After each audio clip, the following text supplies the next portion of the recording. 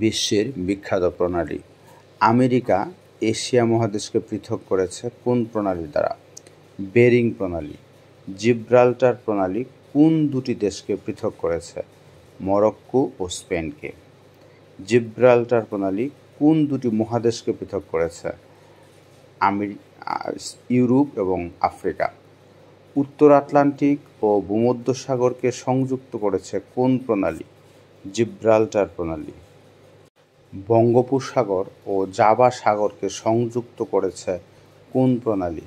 Malacca প্রণালী। ইতালিকে Sicily থেকে পৃথক করেছে কোন প্রণালী? মেসিনা প্রণালী। ইংলিশ চ্যানেলকে উত্তর সাগরের সাথে সংযুক্ত করেছে কোন প্রণালী? ডুভার প্রণালী। বসফরাস প্রণালী কোন দুটি সাগরকে সংযুক্ত করেছে? মর্মর ও কৃষ্ণ সাগরকে। যুক্তরাজ্য ও ফ্রান্সের মধ্যে অবস্থিত প্রণালী কোনটি? ডুভার প্রণালী। পক প্রণালী কোন দুটি দেশকে পৃথক করেছে? ভারত ও শ্রীলঙ্কাকে। হরমুজ প্রণালী কোথায় অবস্থিত?